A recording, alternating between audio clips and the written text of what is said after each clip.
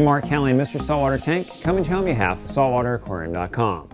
After all the days, weeks, months, and maybe for some of you, years of effort of building your saltwater tank, it's time to put livestock in your saltwater tank. And I'm willing to bet that's one of the big reasons you got into the saltwater tank hobby is because you wanted to put stuff in your tank and you wanted to see it thrive. But before you can put any livestock in your tank, you have to cycle your tank. Now, what's cycling your tank and why do you have to do it? That's what we're going to talk about today. Pro tip, your tank has never really done cycling. The nitrogen cycle is always happening even on fully established tanks. Once you understand the nitrogen cycle, you'll understand why. Step 1 of the nitrogen cycle occurs when ammonia is converted into nitrites by nitrifying bacteria. Step 2 occurs when nitrifying bacteria takes the nitrites and turns them into nitrates.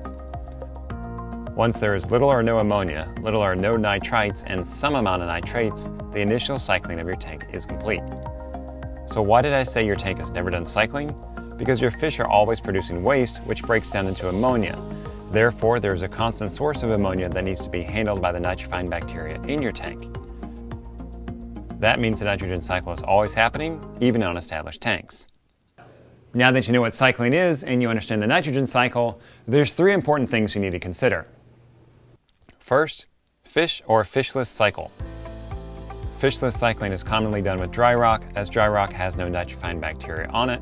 Therefore, you have to dose ammonia and the nitrifying bacteria source. Fishless cycling can be done with live rock too, as live rock has nitrifying bacteria on it already, and live rock also has a bunch of other organic material that can die off during transport. Okay, so what about cycling your tank with fish? Note that if you use live rock for your aquascape, you don't want to cycle the tank with fish. Uncured live rock can cause ammonia spikes and you don't want to put a fish through that. The correct way to cycle your tank with fish is to dose the tank with a nitrifying bacteria product and add 1 or 2 small fish. Pro tip, don't cycle with damsels. They can be mean, hard to remove from your tank, and there's no need to subject a fish, even damsels, to elevated ammonia levels. A pair of clownfish, a pair of Bengai cardinals, or an orchid dottyback makes a great starter selection for your tank. They're also great fish to have in your tank long term. Note, pick one of these fish and start your tank with them. For example, a pair of the clowns, or a pair of the Bengais, or 1 orchid dottyback. Don't put all these fish in your tank at the same time to cycle your tank with the bacteria. Second, quarantining your livestock. Quarantine involves setting the fish in a separate system and then monitoring them for at least 30 days to see if they have any diseases. The bottom line is you want to keep diseases out of your display tank, and the way you do that is to quarantine them. Now, if there's one mistake that I've made that sets itself far and above all the others, it's not quarantining my livestock. I didn't do it for years. I said, well, I've never had a problem. And then when I did have a problem, I lost 16 fish in 3 days, $1,600 right down the drain. Then I had to start my tank all over again. It was not fun. Look, don't be like me.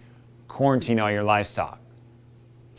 If you're going to cycle your tank with fish, once you've quarantined them, it's time to put them in your tank. Before you put those fish in your tank, check out our acclimating fish video. It will walk you through how to safely acclimate your fish to their new home. After you've acclimated your fish, add the bacteria to bottle product, turn off your skimmer if you have them, and then remove your filter socks if you've put those in already. I use either Fritz Turbo Stunt 9 or Dr. Tim's one and only nitrifying bacteria to dose my tanks with nitrifying bacteria. You can't overdose these products, so just shake the bottle and pour all of it into your tank. Then wait 24 hours, check ammonia, nitrite, and nitrate. You probably won't see anything but maybe a hint of nitrates, which is good. That means the initial cycle is complete. Now you want to recheck these levels every day for 5 days. As long as you see no ammonia, no nitrite, and some amount of nitrates, it's safe to add more fish after a week. While I am a fan of cycling your tank with fish and a quality bacteria in a bottle product, I'm also a fan of going slow. So put in a couple starter fish, add your bacteria, test your tank's water for a week, and then wait before you add any more fish. So when your tank is young, like the Mega Matrix 120 here, there's no biofilter in there, and any biofilter that you've added with the bacteria is very small. It takes time to build up that biofilter, and if you add in a bunch of fish, then there's a lot of waste without the biofilter to process it.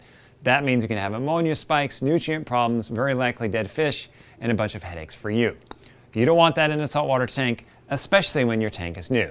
So go slow, get through that initial cycle, test, retest, and then add more fish. After you've done that, it's on to the next 60 days.